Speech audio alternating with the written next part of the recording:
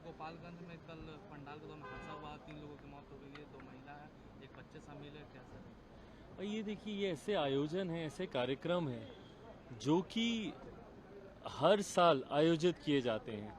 मेरी समझ के परे है कि प्रशासन को इस बात की जानकारी होने के बावजूद कि इस तरीके का आयोजन यहाँ पे आयोजित हो रहा है, इतनी संख्या में लोग आएंगे, उसके बाद क्यों नहीं उचित इंतजाम वहाँ पे किए जाते हैं।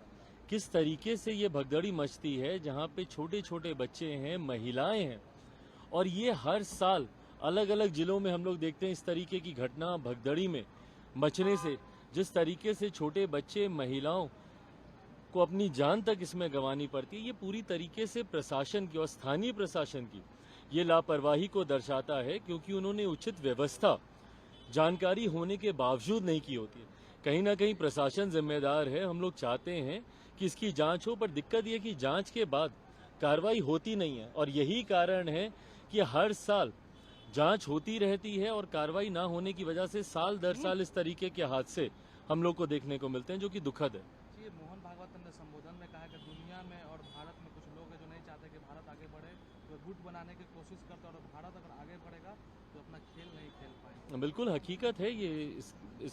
इस बयान से पूरी तरीके से हम सहमत है भैया। कुछ लोग हैं जो कि नहीं चाहते। हमारे बिहार के मुख्यमंत्री ही उनमें से एक उदाहरण है भैया। ये नहीं चाहते कि बिहार आगे बढ़े, बिहार के लोग आगे बढ़े। एक एक राज्य जब आगे बढ़ता है तभी पूरा देश आगे बढ़ता है। बिहार में इन्होंने शिक्षा व्यवस्था को चौपट करके रख दिया पूरी तरीके से। क्यों? ताकि अगर बिहार का बच्चा पढ़ लिख जाएगा, बिहार के लड़के पढ़ लिख जाएंगे तो अपने हक अधिकारों की बात करेंगे। मुख्यमंत्री चाहते हैं और उनको सूट करता है कि भैया बिहार अनपढ़ रहे, बिहार के लोगों में शिक्षा का अभाव रहे, ताकि यहाँ पर वो जात पात धर्म मजहब की अपनी राजनीति को वो साध सकें, लोगों के बीच में बंटवारा वो कर सकें और बंटवारे की राजनीति के माध्यम से अपनी राजनीतिक रोटियां सेक सकें। तो यकीनन एक बड़ा गुट है हमारे देश में ऐसे लोगों का जो बिहार जो देश को आगे बढ़ने से रोकना चाहते हैं। ये अखिलेश यादव ने है उनका पोस्टर लगा प्रधानमंत्री भावी पद का उम्मीदवार का, और उन्होंने कहा है कि हमारे समर्थक वो पोस्टर लगा है, और हमारी एक ही व्यक्त है कि समाजवादी को बीजेपी से।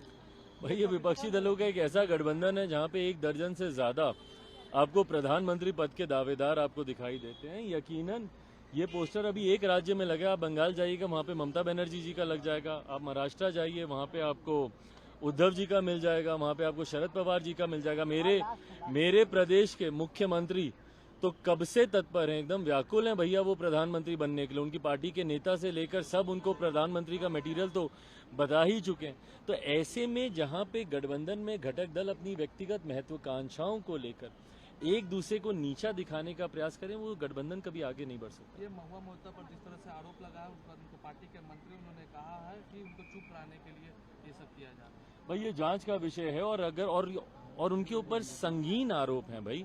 अपना पोर्टल का आईडी पासवर्ड इस तरीके से किसी को देना और कैश के बदले में सवाल पूछना, ये पूरी तरीके से गलत है। जांच होनी चाहिए, और अगर दोषी हैं तो कार्रवाई सख्त से सख्त होनी चाहिए। 5 राज्यों में चुनाव हो रहे हैं, तेजस्वी यादव ने कहा है कि बीजेपी के हार होगी 5 राज्यों। भाई, वो विपक्ष के हैं और क्या बोलेंगे, बीजेपी की जीत तो नहीं बोलेंगे, बट हाँ, अंतोगत्वा ये जनता ही डिसाइड करेगी 5 राज्यों में किसकी सरकार बनती है। जितना मेरी जानकारी है उसके आधार पे मैं जरूर कह सकता हूँ कि 5 राज्यों में एनडीए की भारी मतों से सरकार बनने वाली है। क्या आपको लगता है कि एनडीए इंटैक्ट है? 100% भाई, उसमें कहीं दिक्कत नहीं है।